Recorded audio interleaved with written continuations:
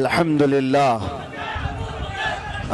لله الحنان المنان الذي خلق الإنسان وعلمه البيان والصلاة والسلام على رسوله سيد الإنس والجان وعلى آله وأصحابه ذوي الخير والإحسان. أما بعد فأعوذ بالله من الشيطان الرجيم. بسم الله الرحمن الرحيم. الله ورسوله أحق أن يرضوه. صدق الله مولانا العظيم.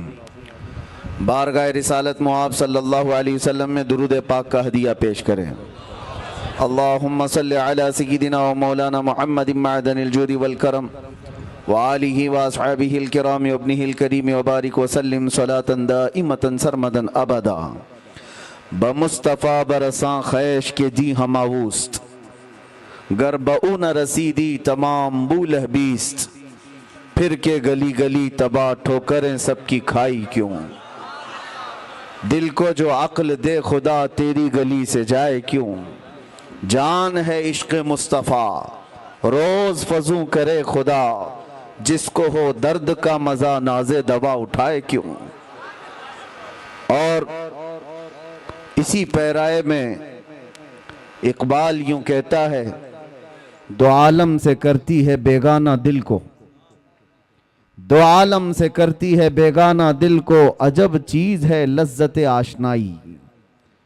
جس کو نبی پاک صلی اللہ تعالیٰ علیہ وسلم کی آشنائی کی لذت مل جاتی ہے وہ پھر وہ دو عالم سے لاپرواہ ہوتا ہے. اسے کسی کی فکر اور پرواہ نہیں ہوتی. کون کیا کہہ رہا ہے, کون کیسے بھوک رہا ہے. بس بارگاہ مصطفیٰ صلی اللہ علیہ وسلم سے جس کی وابستگی ہو. اعلیٰ حضرت امام اہل سنت فرماتے ہیں اپنے دل کا ہے انہی سے آرام. سونپے ہیں انہی کو سب کام. لو لگی ہے کہ اس در کے غلام چارہ درد رضا کرتے ہیں. جان و دل ہوش و خرد سب تو مدینے پہنچے. تم نہیں چلتے رضا سارا تو سامان گیا. انہیں جانا انہیں مانا نہ رکھا غیر سے کام. للہ الحمد میں دنیا سے مسلمان گیا. میرے عزیزو, میلاد مصطفیٰ صلی اللہ تعالیٰ علیہ وسلم کا یہ حسین اور پربہار موقع ہے. اور جس علاقے سے بھی ہم گزر جاتے ہیں روشنیاں بتاتی ہیں کہ کون رہتا ہے یہاں. لائٹنگ بتاتی ہے کہ کس طرح کے لوگ کس محلے میں رہتے ہیں. اجالا سنیوں کے اجالے کو بتاتا ہے اور اندھیرا کسی کے عقیدے کے اندھیرے کو بتاتا ہے.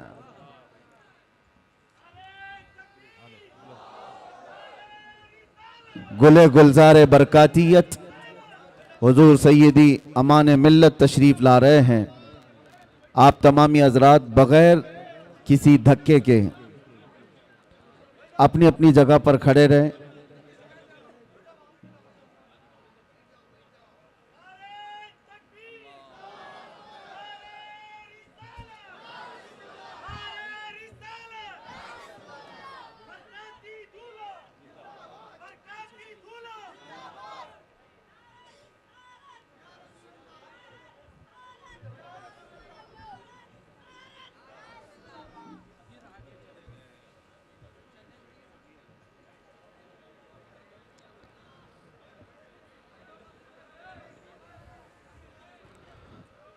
حضرات, آبروئے خانوادہ مارہرہ گلے گلزار برکاتیت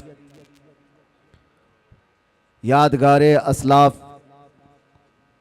حضور سیدی و سندی امان ملت اس بزم کی رونق نہیں بلکہ جان بنے تشریف رکھتے ہیں. اور عرصی کیرے والوں کی یہ خوش نصیبی ہے کہ اس عظیم خانوادے کے چشم و چراغ کو آپ نے اپنے ہاں مدعو کیا ہوا ہے. بلکہ حضرت نے یہاں پر قدم رنجہ فرمایا ہوا ہے. جن کے دربار کی نسبت حاصل کر کے وقت کا مجدد یوں کہتا تھا کیسے آقاؤں کا بندہ ہوں رضا. کیسے آقاؤں کا بندہ ہوں رضا. بول بالے میری سرکاروں کے. وہ ایک گنبد ہے جس کے نیچے 7 قطب آرام فرما ہے. اسی ماررہ مطہرہ کی خوشبوئیں لیے ہوئے کرناٹک کی سرزمین پر یہ سید زادہ تشریف لایا ہوا ہے، اور ہم دعا یہ کرتے ہیں اللہ کریم کی بارگاہ میں کہ ان سادات کا سایہ اہل کرناٹک پر ہمیشہ قائم و دائم رہے۔ ان کی آمد سے جو فیوز و برکات چلتے ہیں، ساتھ ہی عقیدے کی حفاظت بھی ہوتی ہے، اور ایک صراط مستقیم پر چلنے کا حوصلہ عام سنی نوجوان کو ملتا ہے انہی چہروں سے۔ اللہ تبارک و تعالی اقبال بلند فرمائے۔ اور آج کی محفل کی بڑی عظیم رونق تھے حضور سیدی و سندی مرشدی امین ملت ادام اللہ فیوزہ، لیکن حضرت کی طبیعت کی علالت کی وجہ سے، ناساز ہونے کی وجہ سے حضرت تشریف نہیں لائے، اور انشاءاللہ ہم امید کرتے ہیں کہ بہت جلدی اس علاقے میں حضرت کو ہم دیکھیں گے انشاءاللہ۔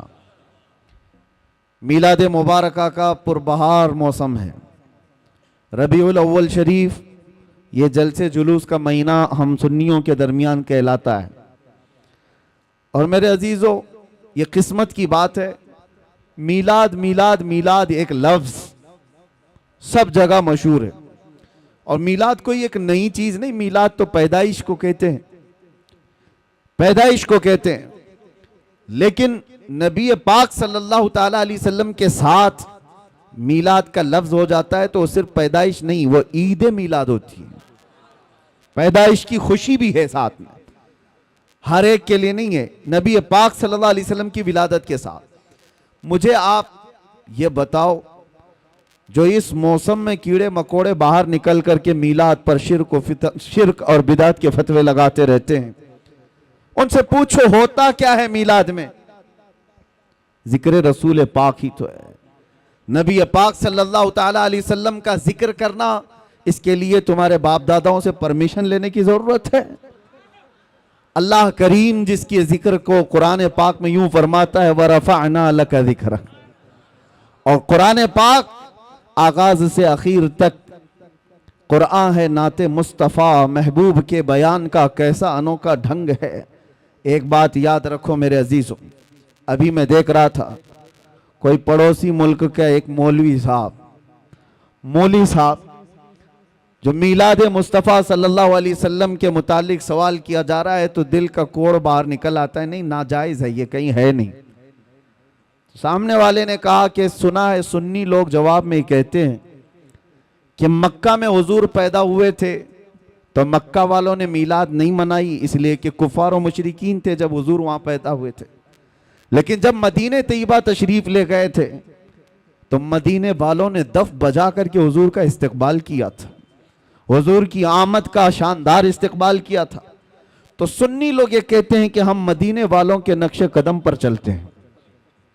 مولوی صاحب نے کہا میاں یہ تو ایک ایسی ہی بات ہے، پھیلائی ہوئی بات ہے، میں ان لوگوں سے کہتا ہوں کہ مدینہ طیبہ میں حضور ایک بار آئے تھے، ایک بار استقبال ہوا، کیا ہر سال تھوڑی نہ ہوتا ہے؟ حضور پیدا ہوئے ایک سال تو کیا ہر سال تھوڑی نہ منائی جاتی ہے؟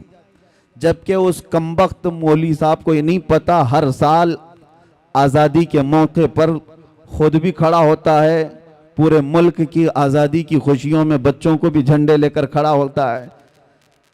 ہم ان سے پوچھتے ہیں تمہارا ملک ایک بار آزاد ہوا تھا کہ ہر سال آزاد ہوتا ہے؟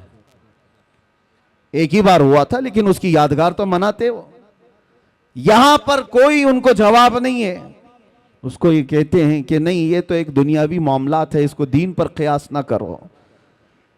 ان کے گھر میں چور بیٹا پیدا ہو، پتہ ہی نہیں اس کا مستقبل کیا ہونے والا ہے، پتہ ہی نہیں ہے، بڑا ہو کر کے ڈاکو بنے گا کہ ڈاکٹر بنے گا معلوم نہیں، لیکن برتھڈے ہر سال اس کا ہونا چاہیے، کیک بھی بڑا لاؤ، مٹھائیاں بھی لاؤ، لوگوں کو دعوتیں بھی دو۔ سب کے گھر اس سے آج کل بچے کسی کے نہیں ہیں، ہو سکتا ہے کسی کے ہاں تھوڑا کسی کے ہاں زیادہ، لیکن منا رہے ہیں سب۔ ایک ٹرینڈ نہیں ہے برتھڈے منانے کا، تم نہیں بھی مناؤ تو بچے تمہاری گردن پہ چڑھ کے پوچھتے ہیں میرا برتھڈے ہے کیوں نہیں منا رہے ہو؟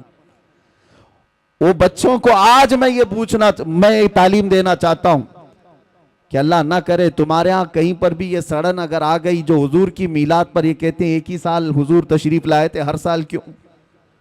تو اپنے باپ سے بھی کہو میں ایک ہی بار پیدا ہوا تھا، ہر سال برتھ ڈے کیوں؟ ہر سال کیوں؟ میرے عزیزو، جس کا فیوچر معلوم ہی نہیں یہ کیا ہونے والا ہے، اس کی خوشیاں مناتے ہو، اور جو محبوب رب العالمین ہے، جس کا آنا یہاں پر برکت ہے اور جس کا رہنا یہاں رحمت ہے، اور اس کے آنے کے دن کو ہم یادگار نہیں منا سکتے۔ دوسری ایک اور بات پھیلائی جاتی ہے، یہ اس لیے کہ کنفیوژن میں دور کرنا چاہتا ہوں، سنی لوگ بیچارے ایسے بوچھار آ جاتے ہیں تو پریشان ہو کر کے کہتے ہیں ایسا ہے کیا، کیونکہ علم سے واسطہ کم رہتا ہے۔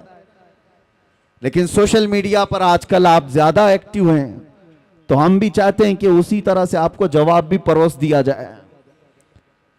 ایک چیز اور پھیلائی جاتی ہے کہ 12 ربیع الاول کو تم تو حضور کی ولادت کی خوشی مناتے ہو، جلوس نکالتے ہو، تمہیں یہ نہیں معلوم سنیوں کہ حضور کا اس دن انتقال بھی ہوا تھا، حضور اس دن دنیا سے رخصت بھی ہو گئے تھے۔ تو غم ہونا چاہیے، جو صحابہ کو اتنا غم تھا، صحابہ تھوڑی نہ خوشیاں منا رہے تھے، حضور کے جانے کا دن ہے۔ کیا عجیب چیز کے ذریعے سے لوگوں کے ذہن کو خریدنے کی کوشش کی جاتی ہے۔ یہ ایسی ہی بات ہے، میں آپ کو بتاتا ہوں، اس پر میں جواب بعد میں دیتا ہوں۔ ابھی ہم مدینہ شریف میں تھے تو ایک صاحب مٹی لے کر کے آئے تھے واپس، کہا کہ حضرت ہم جو ہے یہ 6 مہینے پہلے عمرہ پہ آئے تھے، جنت البقیع کی کچھ مٹی لے کر کے گئے تھے، تو لوگوں نے اتنا ڈرایا ہے کہ جنت البقیع کی مٹی جو ہے جدائی کے غم میں روتی ہے، اس کو واپس لے کے آیا۔ خیر ٹھیک ہے، تمہاری عقیدت اپنی جگہ، اور کس نے اس طرح کی باتیں کی؟ ہم یہ نہیں کہتے کہ سب مٹی اٹھا لاؤ، کسی نے کہا مدینے کی مٹی وہ اپنی نسبت کے لیے احترام کے طور پر اس کا اپنا معاملہ ہے، اٹھایا تو اٹھایا، لایا تو لایا، لیکن بہکانے والے نے اس کو کس انداز سے بہکایا؟ ایسے کہ جدائی کے غم میں روتی ہے، واپس لے جا۔ میں نے اس سے کہا اس مولوی کو پکڑ کے کھجور نہیں روتا کیا، جو مدینے سے 10-10 کلو بھر کے لاتے ہو؟ مدینے کے درختوں میں کھجور بھی تو ہے، توڑ کے لاتے ہو، زمزم نہیں روتا کیا؟ وہاں کے کنویں سے اٹھا کر کے لاتے ہو۔ کس طرح کی اس طرح مینوپولیٹ کر کے لوگوں کے دماغ کو۔ امام اعمش ایک بہت بڑے بزرگ ہیں، ان کے پاس ایک صاحب آئے تھے اور انہوں نے کہا تھا ایسا ہی سوال امام اعمش کے پاس، کہا کہ حضور میں مسجد میں سجدہ کر کے جاتا ہوں، کنکریاں پیشانی پر لگ جاتی ہیں، میں گھر پر جاتا ہوں جھاڑتا ہوں، تو کچھ لوگوں نے کہا مسجد کی جو کنکریاں پیشانی پر لگتی ہیں وہ اگر گھر میں جا کر جھاڑو گے تو وہ چیختی ہیں، چلاتی ہیں کہ مسجد سے مجھے اٹھا کر تم باہر لے آئے۔ امام اعمش سے اس نے پوچھا کہ اس کا حل کیا ہے بتائیے، تو امام نے کہا جب وہ چیخنے چلانے لگے تو ان کا گلا دبا کے پکڑ لینا۔ جب وہ کنکریاں چیخنے چلانے لگے تو ان کا گلا دبا لینا۔ اس نے کہا کہ حضور یہ بھی کیا جواب ہے، کیا کنکریوں کا گلا ہوتا ہے؟ آپ نے کہا گلا نہیں ہوتا تو چلاتی کہاں سے؟ وہ بڑے امام تھے، بڑے بزرگ تھے، وہ اس طرح کے جواب دیتے تھے۔ یہ جو آج پھیلایا گیا ہے، ہاں حضور کی ولادت بھی ہوئی تھی، حضور کا وصال بھی ہوا تھا 12 ربیع الاول کو، لیکن فرق یہ ہے میرے عزیزوں، نبی پاک صلی اللہ تعالی علیہ وسلم کے جانے کے غم کے بارے میں تم کہتے ہو، ہم دونوں چیزوں کو رکھ کر کے دیکھتے ہیں، تمہارے اوپر حضور کے جانے کا غم غالب کیوں ہے؟ حضور پاک صلی اللہ تعالی علیہ وسلم کی آمد کی خوشی کیوں نہیں ہے؟ ایک قرآن کی آیت سے میں بتاتا ہوں، اس امت پر اللہ تبارک و تعالی ویسے عذابات نازل نہیں کرتا جیسے پچھلی امتوں پر آتے تھے۔ پچھلی امتیں جب گناہ کرتی تھی، کچھ بندر بن گئے، کچھ خنزیر بن گئے، کسی پر نوکیلے پتھروں کا عذاب آیا، رب تعالیٰ فرماتا وَأَمْطَرْنَا عَلَيْهِمْ حِجَارَةً مِّن سِجِّيلٍ مَّنضُودٍ، ہم نے ان پر نوکیلے پتھروں کی بارش کر دی، فَجَعَلْنَا عَالِيَهَا سَافِلَهَا، اوپر والے حصے کو پلٹ کر نیچے کر دیا ہے، اور کبھی کسی کو تیز ہوائیں بھیج کر کھوپڑیاں اڑ گئی ہیں، لوگوں کے بھیجے کانوں سے نکل گئے۔ ایسے طوفان نوح کے عذاب آئے، کیوں آتے تھے؟ ان کے کچھ گناہ تھے، ان امتوں کی کچھ نافرمانیاں ہوتی تھی، گناہوں کی وجہ سے عذابات آتے تھے۔ لیکن میں پوچھتا ہوں میرے عزیزوں، کیا وہ گناہ اس امت میں نہیں ہوتے؟ کیا یہ امت وہ گناہ نہیں کرتی؟ شعیب علیہ السلام کی قوم پر صرف اس لیے عذاب آیا تھا کہ وہ ناپ تول میں کمی کرتے تھے. یہاں تو پتہ نہیں ہر چوتھا پانچواں دکاندار وہی کر رہا ہوگا. ناپ تول میں کمی ایک بہت بڑا گناہ تھا جس کی وجہ سے اللہ کا عذاب آیا، اور وہ نبی کی نافرمانی بھی کرتے تھے. نوح علیہ السلام کی قوم اپنے نبی کو بشر کہتی تھی. یہاں پر بھی ہیں وہ اپنے نبی کو بشر. بشر کا مطلب عام آدمی کی طرح کہتے تھے. بشر تو ہے ہی، عام آدمی کی طرح سمجھتے. اللہ کا عذاب آیا. لیکن اس قوم میں وہ سارے گناہ ہیں. زنا بھی ہے، چوری بھی ہے، ڈکیتی بھی ہے، ناپ تول میں کمی بھی ہے، نافرمانیاں ہے، شرک ہے، کفر ہے. عذابات کیوں نہیں آتے؟ اس کا جواب خود رب ذوالجلال قرآن میں فرماتا ہے وَمَا كَانَ اللَّهُ لِيُعَذِّبَهُمْ وَأَنْتَ فِيهِمْ. اللہ تعالیٰ اس امت پر ویسا عذاب نازل نہیں کرے گا اس لیے کہ ان کے بیچ میں میرا محبوب جلوہ گر ہے. اب یہ آیت توجہ چاہتا ہوں، اللہ نے کیا فرمایا؟ وَأَنْتَ فِيهِمْ. اے رسول آپ ان کے بیچ میں ہیں، آپ ان کے بیچ میں ہیں، اس لیے اللہ کا عذاب نہیں آتا. قرآن سے پوچھو کیا وہ 63 سال ہی عذاب نہیں آیا تھا یا اب تک نہیں آ رہا ہے؟ حضور جب روئے زمین پر تھے 63 سالہ ظاہری زندگی، اس وقت بھی عذابات نہیں آئے. 1400 سال گزر گئے، اب بھی وہ عذابات نہیں آتے، بلکہ قیامت تک ویسے عذابات نہیں آئیں گے. قرآن کا مطلب یہ ہے کہ اے محبوب ان کے بیچ میں ہو آپ، تو اس کا مطلب صرف 63 سال نہیں، قیامت تک میرا محبوب ان کے بیچ میں جلوہ گر ہے. تو تم کہاں سے یہ چیز لے کر کے آ گئے کہ حضور پاک صلی اللہ تعالیٰ علیہ وسلم کے جانے کا غم؟ میرے عزیزو، حضور ہمارے درمیان موجود ہیں. ایک بزرگ کی بات مجھے یاد آتی ہے. مدینے کے بڑے عاشق تھے، مدینے سے جانا نہیں چاہتے تھے. حضور پاک صلی اللہ تعالیٰ علیہ وسلم کے دربار میں حاضری دی، اور جب جانے کا وقت آیا تو رونے لگ گئے. کہا کیا آقا کے دربار میں جو مہمان آتا ہے اسے واپس بھیج دیا جاتا ہے جس کو جانے کی تمنا نہ ہو؟ روتے روتے سو گئے. میرے آقا صلی اللہ علیہ وسلم خواب میں تشریف لائے. اس بزرگ کے کہا کہ جس کا عقیدہ یہ ہے کہ میں صرف مدینے میں رہتا ہوں تو وہ مدینے میں ہی رہ جائے.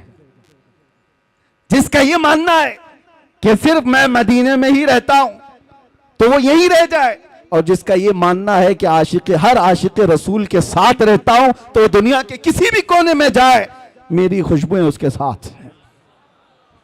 عزیزان گرامی وقار، ہم سب سنیوں کا یہ عقیدہ ہے کہ ہم جو میلاد پاک صلی اللہ تعالیٰ علیہ وسلم مناتے ہیں اس میں موت کا ذکر چھیڑ کر کے، حضور پاک کے انتقال کی خبر ملا کر کے سنیوں کو ورغلانے کی کوشش کی جاتی ہے. اس وقت میں آپ کو بتاؤں، ولادت کی خوشی اور موت کے غم دونوں چیزوں کو بتا رہا ہوں میں، دونوں چیزوں کو. ولادت کے دن سب سے زیادہ غم اگر کسی کو تھا تو وہ ابلیس کو تھا. یہ پکی بات ہے کہ نہیں ہے؟ شیطان کو سب سے زیادہ غم تھا. اور یہ صاحب کچھ لوگ اعتراضات کرتے ہوئے یہ کہتے ہیں کہ میلاد کے بارے میں ہم لوگوں پر اعتراض کرتے ہو کہ ہم شیطان کے چیلے، ہم میلاد نہیں مناتے، اور ابلیس لعین کو حضور پاک صلی اللہ علیہ وسلم کے جانے کی خوشی ہوئی تھی اور تم لوگ اس دن خوشیاں مناتے ہو. ابلیس اس دن خوشیاں منا رہا تھا کہ حضور انتقال کر گئے. جھوٹے ہو، جھوٹ بولتے ہو.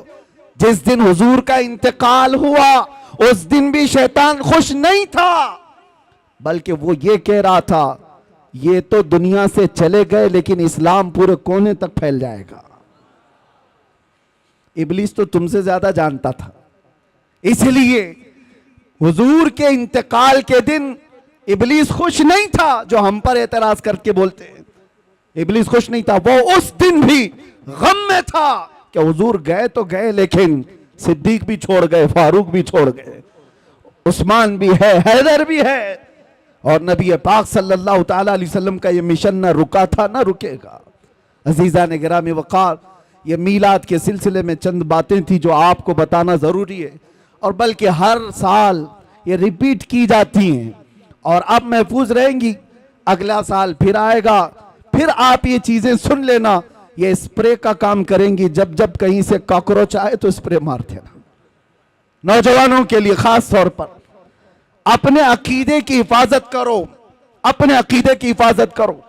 جان ہے عشق مصطفیٰ روز فزوں کرے خدا، جس کو ہو درد کا مزہ ناز دوا اٹھائے کیوں۔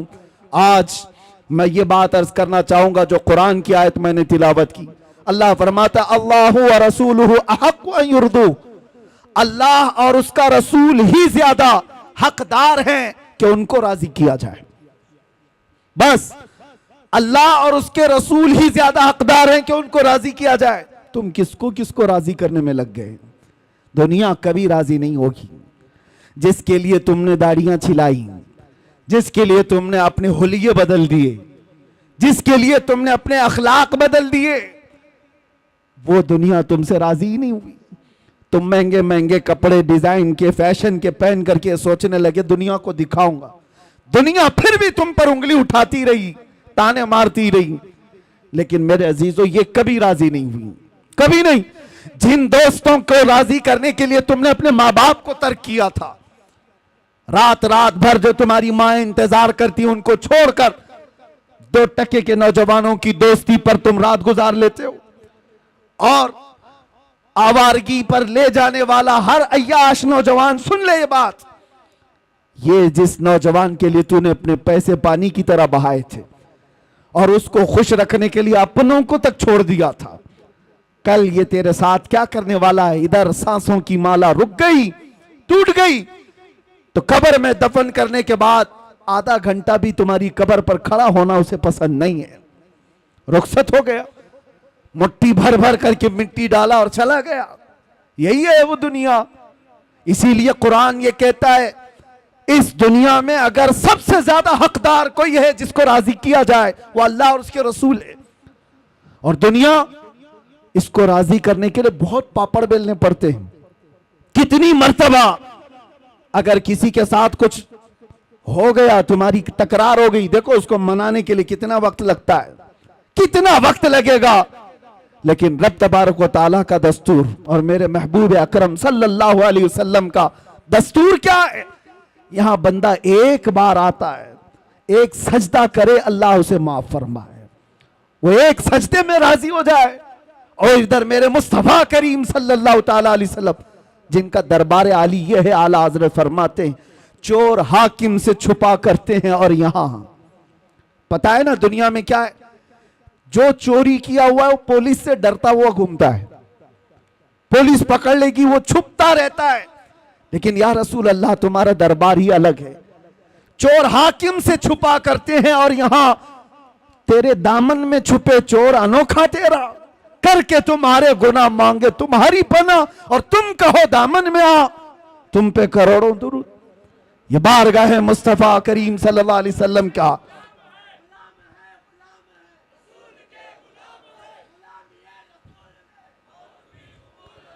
اس رسول پاک صلی اللہ تعالیٰ علیہ وسلم کو راضی کرنے کے لیے برسوں نہیں لگتے، صدیاں نہیں لگتی، بلکہ بس منٹوں کی بات ہے۔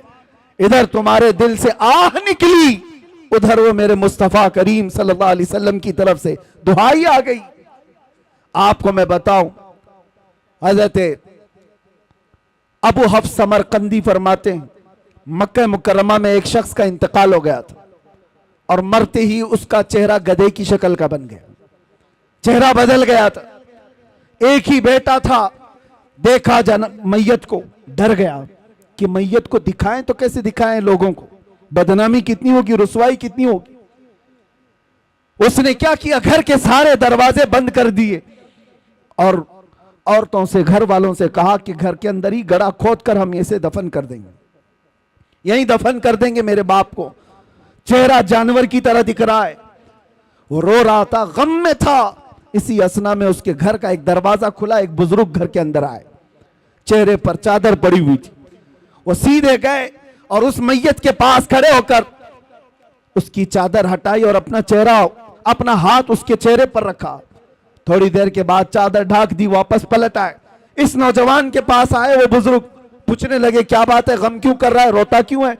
اس نوجوان نے کہا میں تو جانتا نہیں آپ کہاں سے آ گئے، لیکن دیکھو آپ میرے باپ کی حالت کیا ہو گئی، مرنے کے بعد اس کا چہرہ بدل گیا، کس طرح سے میں لوگوں کو اپنے باپ کا چہرہ دکھاؤں گا؟ میں کیسے اس کا غسل کفن دفن کروں گا، میں اسی غم میں رو رہا ہوں۔ آنے والے بزرگ نے کہا جا دیکھ تو صحیح تیرے باپ کا چہرہ سلامت تو ہے، کچھ نہیں ہوا ہے۔ وہ نوجوان کھڑا ہوا، جا کر کے دیکھتا ہے چہرہ، اللہ اکبر۔ اب وہ کہتا ہے میرے باپ کا چہرہ 14ویں کے چاند کی طرح چمک رہا تھا، حسین و جمیل چہرہ تھا۔ وہ خوشی کے آنسو رونے لگ گیا، اور یہ بزرگ جا رہے تھے، ان کو پکڑ لیا اور پوچھا آپ کون ہیں؟ فرشتے ہیں اللہ کے، آپ تو میرے گھر پر رحمت بن کر کے آئے، کون ہیں آپ جو میری مدد کے لیے آئے؟ چہرے سے چادر ہٹی، آنے والے بزرگ نے کہا انا محمد رسول اللہ، میں محمد اللہ کا رسول ہوں۔ اور پھر فرمایا تیرے باپ کا ایک گناہ ایسا تھا جس سے مولا غضبناک تھا، رب تبارک و تعالیٰ کا غضب تھا، اور اس کا چہرہ بدل دیا گیا تھا۔ لیکن سنو میرے عزیزوں، اس واقعے کو بیان کرنے کا مقصد کیا ہے؟ میں عرض کرتا ہوں، اس لڑکے نے پوچھا میرے باپ نے ایسا کیا کیا تھا، ایسا کیا کیا تھا جس کی وجہ سے چہرہ بدل گیا؟ سنو تاجدار کائنات کے اس غیرت مند رسول کی بات کو سنو۔ میرے آقا فرماتے ہیں باپ کے گناہ میں بیٹوں کے سامنے نہیں آیا کرتا۔ باپ کیا کرتا تھا بیٹوں کو بتانا یہ میری عادت نہیں، لیکن ایک بات بتاتا ہوں، تیرے باپ کی اچھائیاں بھی تھی، برائی کیا تھی یہ نہیں بتایا، اچھائی کیا تھی وہ بتاتا ہوں۔ فرماتے ہیں تیرے باپ کی ایک اچھائی یہ تھی کہ یہ اس وقت تک رات میں بستر پہ سوتا نہیں تھا جب تک کہ 100 مرتبہ مجھ پر درود نہیں پڑتا تھا۔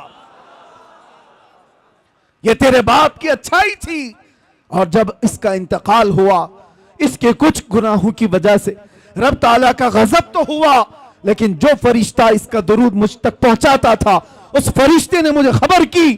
میں مدینے سے اسی وقت یہاں آیا، دیکھا تیرے باپ کا چہرہ صحیح میں بدلا ہوا تھا، لیکن میں نے ہاتھ رکھا چہرے پر، عرض کی مولا سے اے رب العالمین جو چہرہ مجھ پر روزانہ درود پڑتا ہے اگر وہی بدل گیا تو دنیا کیا کہے گی؟ رب تعالیٰ نے فرمایا حبیب آپ اپنا ہاتھ اٹھاؤ، اب موجود جتنے لوگ ہیں ان سب سے زیادہ خوبصورت اس کو بنایا جائے گا۔ آتا ہے فقیروں پہ انہیں پیار کچھ ایسا، خود بھیک دیں اور خود کہیں منگتے کا بھلا ہو۔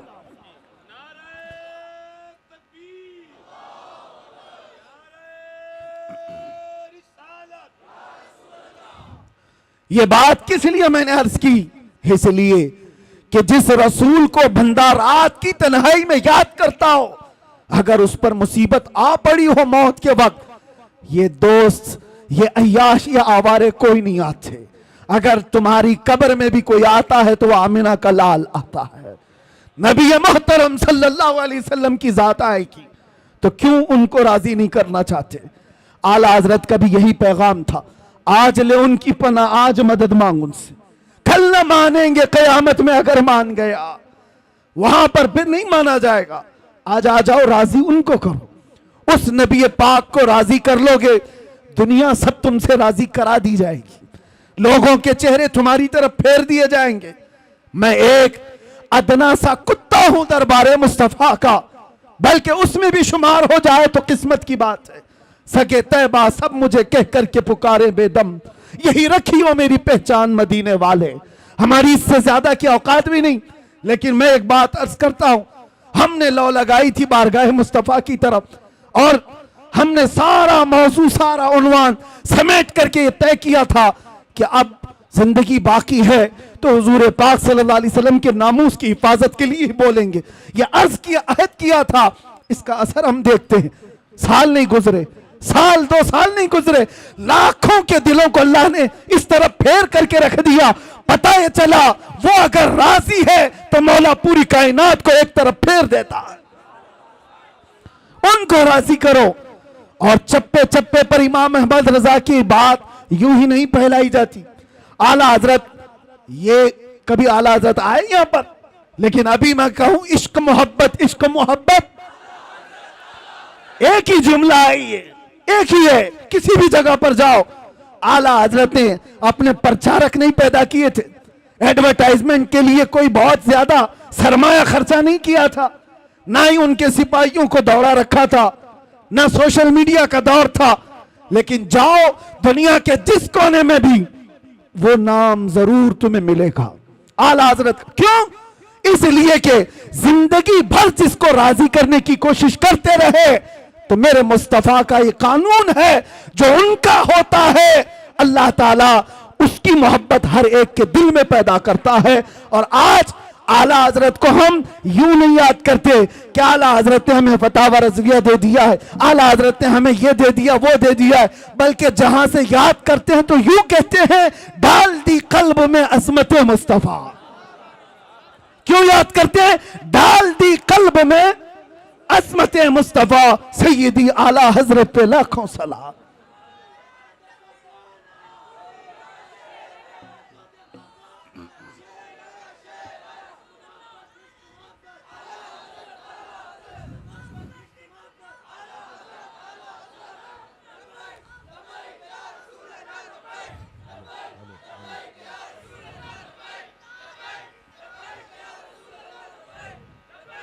آپ کو میں یہ بات بتا دوں, نبی پاک صلی اللہ تعالیٰ علیہ وسلم کو راضی کرنے والا پھر وہ دنیا کی پرواہ نہیں کرتا دنیا اسے کیا کہہ رہی ہے کیا نہیں کہہ رہی. یہی تو اقبال نے کہا دو عالم سے کرتی ہے بیگانہ دل کو. بات سمجھو, دو عالم سے کرتی ہے بیگانہ دل کو, عجب چیز ہے لذت آشنائی, عجب چیز ہے لذت آشنائی. یہ بلال حبشی کو ملی تو انہوں نے یہ نہیں دیکھا کہ ان کا رنگ کیا ہے. یہ سلمان فارسی کو ملی, انہوں نے یہ نہیں دیکھا کہ غربت کیا ہے.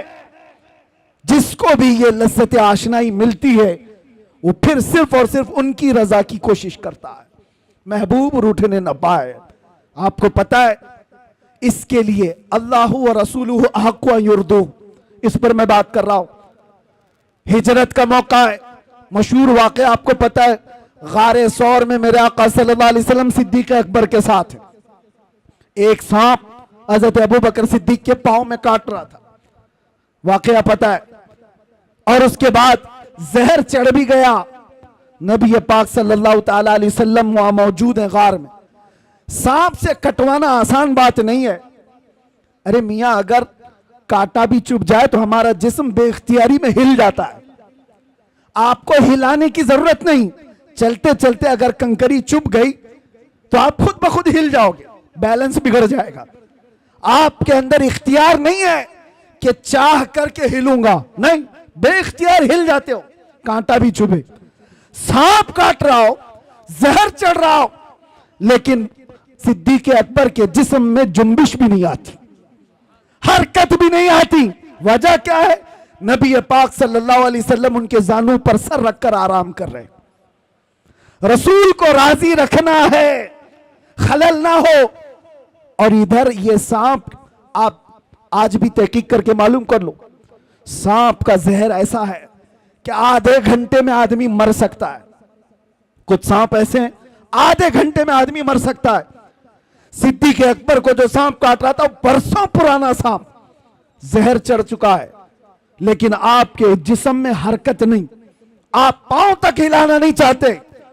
ان کو پکا معلوم ہوگا کہ یہ سانپ کا زہر اگر اوپر تک چڑھ آیا تو ابھی تھوڑی دیر کے بعد میری موت ہو جائے گی, موت ہو جائے گی, جان جانے والی ہے. اور رسول اللہ کو وہ نیند سے اٹھانا نہیں چاہتے. صدیق بلکہ غار میں جان ان پہ دے چکے, حفظ جان جو جان فروز غرر کی ہے. اعلیٰ حضرت کہتے پتہ ہے آپ کو میں بتاتا ہوں, مسلمان ہو تو سب سے پہلا فرض کیا ہے پتہ ہے آپ کو؟ سب سے پہلا فرض, آپ تو کہیں گے ایمان کی بات پوچھ رہا ہوں, کلمہ نہیں, سب سے پہلا فرض ہے جان بچانا, جان کی حفاظت سب سے پہلا فرض. پھر اس کے بعد دوسرے فرض ہے نماز یا دین کی حفاظت, یہ دوسرا فرض. جو سب سے پہلا فرض ہے وہ جان بچانا. اعلیٰ حضرت فرماتے حفظ جان, جان فروز غرر کی ہے, سارے فرائض کی جان ہے یہ, جان کو بچانا. اور صدیق اکبر جان ہی نچھاور کر رہے ہیں. کس پر؟ نبی پاک کی صرف نیند پر. اٹھایا نہیں, لیکن بارگاہ مصطفیٰ صلی اللہ علیہ وسلم میں جب کبھی کوئی کھڑا ہوتا ہے تو اسے پورا کا پورا لوٹا دیا جاتا ہے. یہ نہیں ہے کہ کچھ باقی رکھا جاتا. حضور بیدار ہوئے, دیکھا صدیق اکبر کے چہرے کو بدلا ہوا, جسم کے اندر عجیب سی کیفیت ہے. میرے آقا نے پوچھا کیا ہوا؟ کہا لدغت الحیۃ یا رسول اللہ, اے اللہ کے رسول سانپ کاٹ رہا ہے. حضور نے اپنا لعاب پاک لگایا, زہر ختم ہوا. واقعہ پتہ ہے, حضرت ابوبکر کہتے ہیں زندگی بھر مجھے پھر یہ پتہ ہی نہیں چلتا تھا اس پاؤں میں سانپ کاٹا تھا کہ اس پاؤں میں کاٹا تھا. ایک بات ہی. دوسری بات, نبی پاک صلی اللہ علیہ وسلم مولا علی کے ساتھ, عصر کا وقت ہے, حضور کی نماز عصر ہوئی, حضرت علی نے نماز عصر نہیں پڑھی. یہاں بھی یہی مسئلہ ہے. نبی پاک صلی اللہ علیہ وسلم حضرت علی کی گود میں سر رکھ کر آرام فرما رہے, سورج ڈوب رہا تھا. وہ عام لوگوں کی بات نہیں کر رہا ہوں, حیدر کرار کی نماز جا رہی ہے, غم اندر سے ہے, لیکن بارگاہ مصطفیٰ میں بیٹھے نبی پاک آرام کر رہے ہیں. نماز جا رہی ہے, مجھے بتاؤ اللہ کی عبادت اور ادھر رسول اللہ کی نیند. حضرت علی نہیں اٹھائے, سورج ڈوب گیا, عصر چلی گئی. اس کے بعد میرے آقا کی نیند یا میرے آقا صلی اللہ علیہ وسلم کی آنکھ کھلی تو آپ نے دیکھا حضرت علی کو روتے ہوئے, پوچھا کیا ہوا؟ عصر قضا ہوئی. حضور پاک نے ان کے لیے بھی کیا کیا؟ اشارہ کیا, ڈوبے ہوئے سورج کو پلٹایا. واقعہ پتہ ہے, عصر کی نماز حضرت علی کی ادا ہو گئی. دو چیزیں میں نے آپ کے سامنے رکھا. ایک صدیق اکبر, جن کو چاہیے تھا جان بچانا جو سب سے پہلا فرض ہے وہ نچھاور کر دیا, اور حضرت علی کو جو دوسرا فرض ہے نماز کی حفاظت وہ بھی چھوڑ دیا. کس کے لیے؟ رسول اللہ کے لیے. کس کے لیے؟ نبی پاک کی نیند کے لیے. ایک جان قربان کر رہا ہے اور ایک نماز قربان کر رہا ہے. اعلیٰ حضرت اب اس پر کیا کہتے ہیں سنو. صدیق بلکہ غار میں جا ان پہ دے چکے, حفظ جان جو جان فروز غرر کی ہے, مولا علی نے واری تیری نیند پر نماز, وہ بھی نماز عصر جو اعلیٰ خطر کی ہے. تو نے پھیر دی انہیں نماز, تو نے پھیر دی انہیں جان اور ان کی نماز. یا رسول اللہ تو نے پھیر دی ان کی جان اور انہیں نماز, پر وہ تو کر چکے جو کرنی بشر کی ہے. اب کیا ثابت ہوتا ہے؟ ثابت ہوا جملہ فرائض فرو ہیں. جتنے فرض ہیں یہ سب برانچ ہیں. فرع کا مطلب سمجھتے ہو؟ فرع کس کو کہتے ہیں؟ برانچ کو, شاخ کو. اصل اور فرع دو چیزیں. اصل فرض ہے اور اس کی جو شاخ ہے اس کو فرع کہتے ہیں. اب اعلیٰ حضرت فرما رہے ہیں یہ دونوں صحابہ صدیق اکبر کے عمل سے, مولا علی کے عمل سے یہ ثابت ہوتا ہے جتنے فرائض ہیں یہ سب برانچ ہیں, یہ سب شاخیں ہیں. جان بچانا یہ بھی فرض ہے, نماز کی حفاظت یہ بھی فرض ہے, لیکن یہ سارے فروع ہیں. ثابت ہوا جملہ فرائض فروع ہیں. اصل الاصول بندگی استاجور کی ہے. اصل الاصول بندگی استاجور کی ہے. اگر وہ راضی نہ ہوا تو پھر نماز کس کام کی؟ اگر وہ تمہارے ساتھ نہ ہو تو جان کس کام کی؟ وہ جو نہ تھے تو کچھ نہ تھا, وہ جو نہ ہو تو, سنیوں کو یہ پتا ہے, وہ جو نہ ہو تو, اور جان ہے وہ جہان کی, جان ہے تو جہان ہے. اور اقبال یہ فیصلہ کن انداز میں کہتا ہے آبرو مازنا میں مصطفیٰ است, ہم سب کی عزت و آبرو مصطفیٰ کے نام سے ہے. ہر چے دری دنیا باد مصطفیٰ است, جو کچھ بھی دنیا میں ہے وہ مصطفیٰ کے بعد ہے. اس نقطے پر آ جاؤ اے سنی مسلمانوں, ہمیں راضی کرنا ہے, ہمیں کرنی ہے شہنشاہ بطحا کی رضا جوئی. وہ اپنے ہو گئے تو رحمت پروردگار اپنی. بس راضی کرنے پر لگے رہو میرے مصطفیٰ کریم صلی اللہ علیہ وسلم کو. اگر وہ راضی ہو گئے تو رحمت پروردگار ہماری. یہ ایک بات اور بتاتا ہوں, کس چیز کے لیے دوڑ بھاگ کر رہے ہو؟ سیاست کے لیے, حکومت کے لیے, چلو دوڑ بھاگ کر رہے ہو, ایجوکیشن کے لیے, سکسس کے لیے. دنیا میں کیا کیا چیزیں سب گناؤ میں بولتا ہوں.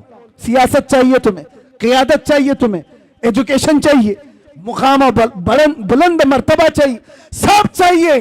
ساری چیزیں کہاں سے ملیں گی؟ بتاتا ہوں تمہیں. حکومت, سیاست, یہ دنیا، یہ ساری چیزیں، اقبال کی بات تو سنو، کہتا ہے کہ محمد سے وفا تو نے تو ہم تیرے ہیں. ارے یہ جہاں چیز ہے کیا؟ ارے یہ جہاں چیز ہے کیا؟ لوح و قلم تیرے. تو سیاست اور حکومت کی بات کر رہا ہے، یہ جہاں چیز ہے کیا؟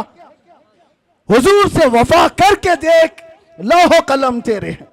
پتہ ہے حضور سے وفا کرنے والا غلام ایک عمر ابن خطاب، مصر سے ایک قاصد آیا تھا، یہ کہتا ہوا کہ دریائے نیل ہر سال سوکھ جاتا ہے.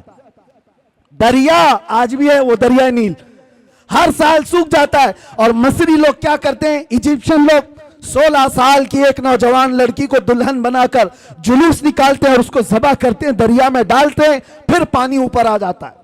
ہر سال بلی چلانی پڑتی تھی، ہر سال بلی چڑھائی جاتی تھی. لیکن جب اسلام آیا تو وہاں پر موجود صحابی نے یہ لکھ کر کے بھیجا، امیر المومنین اب کی بار کیا کیا جائے، ہم کیا کسی لڑکی کو ذبح کرنے کی اجازت دیں گے؟ مولا عمر ابن خطاب نے کہا نہیں، ہرگز نہیں. ایک خط لکھا اس صحابی رسول کو جواب، ان کو بھی جواب میں لکھا، اور ایک خط لکھا دریائے نیل کے نام پر. آج تک دنیا میں دیکھا ہے آپ نے کسی کو کہ کوئی دریا کو بھی خط لکھ رہا ہو؟ کوئی دریا کو بھی خط لکھ رہا ہو؟ دریا کے نام پر لکھتے ہیں عمر ابن خطاب، اے دریائے نیل، عمر ابن خطاب رسول اللہ کا غلام تجھ سے کہتا ہے اگر تو اپنی مرضی سے چلتا ہے تو ہمیں تیری کوئی حاجت نہیں، اور اگر اللہ کے حکم سے چلتا ہے تو عمر کا حکم ہے کہ ابھی چل پڑا. خط لکھا، صحابی رسول کو بھیج دیا. ایک خط ان کے نام تھا، ایک خط دریائے نیل کے نام پر تھا، اور حضرت عمر کا حکم تھا جو میرا خط دریائے نیل کے نام پر ہے وہ دریا میں ڈال دو. اللہ اکبر. میرے عزیزو یہ صرف واقعات نہیں ہے، سنو. جب یہ خط پہنچا، گورنر مصر نے اپنا خط اپنے پاس رکھا، دریا کا خط لے جا کر دریائے نیل میں ڈالا جو سوکھ گیا تھا. تاریخ نگار بتاتے ہیں خط جیسے ہی پڑا 16 گز پانی اوپر موجیں مارتا ہوا آ گیا تھا. کس کی حکمرانی ہے؟ کس کی حکمرانی ہے؟ نبی کا جو ہو گیا ہر چیز اس کے قدموں کے نیچے لا دی جاتی ہے. اسی کو کہا ہے اقبال نے کہ ٹل نہ سکتے تھے جنگ میں اگر اڑ جاتے تھے، پاؤں شیروں کے بھی میدان سے اکھڑ جاتے تھے، حق سے سرکش ہوا کوئی تو بگڑ جاتے تھے، ارے تیغ کیا چیز ہم توپ سے بھی لڑ جاتے تھے. آ گیا ان لڑائی میں گر وقت نماز، قبلہ روحوں کے زمین بوس ہوئی قوم حجاز. اور اسی میں اقبال کہتا ہے دشت تو دشت ہے دریا بھی نہ چھوڑے ہم نے، بحر ظلمات میں دوڑا دیے گھوڑے ہم نے. نبی پاک صلی اللہ علیہ وسلم کا جو غلام ہوتا ہے ان سے جو وفا کیا ہے اللہ تعالیٰ ساری کائنات اس کو مسخر کر کے دے دیتا. وہ تو صرف دریا کی ایک مثال میں نے دی، دریا کی ایک مثال دی. صحابہ کرام کے ایسے ایسے واقعات ہیں. حضرت سفینہ ایک جنگل میں راستہ بھٹک گئے تھے، مدینے کے قریب ایک جنگل میں راستہ بھٹک گئے. کہتے ہیں میں راستہ نہیں پا رہا تھا، اچانک ایک درندہ آ گیا، شیر منہ پھاڑے ہوئے میرے سامنے آ گیا. صحابی رسول ہے، سنو توجہ سے. اور شیر کو دیکھ کر کس کی ہیبت نہیں ہوتی، سب کپ کپی آ جاتی. حضرت سفینہ کہتے ہیں جیسی وہ شیر قریب آیا میں کیا کرتا، میرے پاس نہ ہتھیار نہ بھالا نہ نیزہ کچھ نہیں. جب وہ منہ پھاڑ کر میرے پاس آیا میں نے چیخ کر کے اتنا کہا یا ابا الحارث انا مولا رسول اللہ، اے پھاڑ کھانے والے درندے میں رسول اللہ کا غلام ہوں. حضرت سفینہ کہتے ہیں وہ شیر سر جھکا کر میرے تلوے چاٹنے لگا اور دم ہلاتا ہلاتا راستہ دکھاتا دکھاتا مجھے مدینے تک چھوڑ کر گیا. ان کے جو ہو جاؤ کائنات اس کی طرف ہے. اسی لیے قرآن کیا کہتا ہے، اللہ و رسولہ احق ان یرضوہ، اللہ اور اس کے رسول اس بات کے زیادہ حقدار ہیں انہیں راضی کیا جائے. یہ جتنوں کو راضی کرنے کے لیے تم پاپڑ بیلتے رہتے ہو، جھنڈے لگا کر، اپنے گلوں میں پٹے ڈال کر، اس کے نعرے لگا لگا کر، ہوتا کیا ہے؟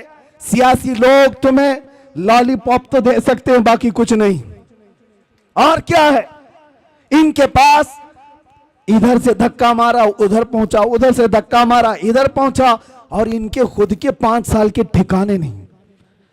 جن کے 5 سال کے ٹھکانے نہیں उनसे तुम अपनी आबरूएं वाबस्ता की हो, अपनी उम्मीदें वाबस्ता की हो, और जो सुल्तान और बादशाह क़यामत तक का है उसके दरबार की तरफ हाथ क्यों नहीं उठाती?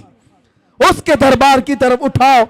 इसीलिए मारहरा का अजीम कलंदर अपने दौर में हुजूर सैयदुल उलमा जब वो दौरे करते थे, उनका भी एक वक्त था जब हुकूमत भी कांप रही थी उनकी जुबान से निकलने वाले अल्फाज और हजारों के मजमे में उनका असर देखकर। और उस जमाने में हुकूमत एक डिक्टेटरशिप की तरह थी। लेडी प्राइम मिनिस्टर, उनकी तरफ से सुना गया कि कहा गया, मियां सैयद मियां आप राज्यसभा की कुर्सी ले लीजिए, आप भी पार्लियामेंट के मेंबर बन जाइए। तो आप सैयद मियां रहमतुल्लाह अलैह ने फरमाया था, जिसके पास आयतल कुर्सी हो उसे तेरी कुर्सी की जरूरत नहीं।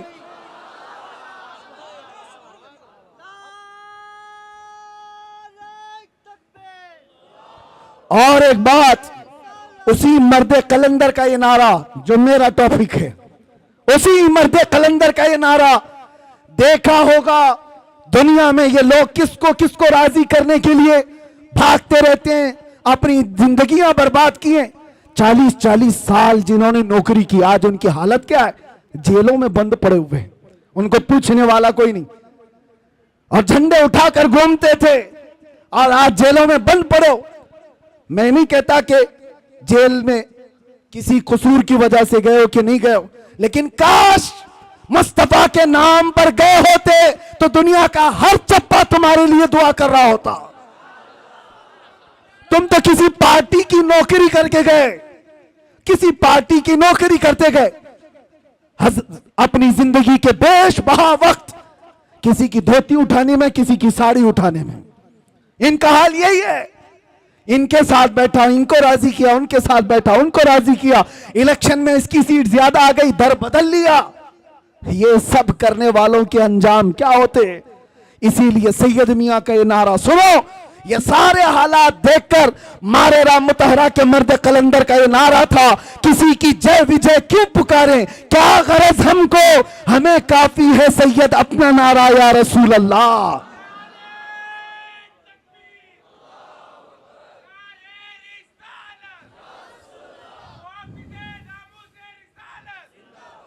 अजीजा ने गिराम वकार, बस मैं अपनी बात को खत्म करता हूं।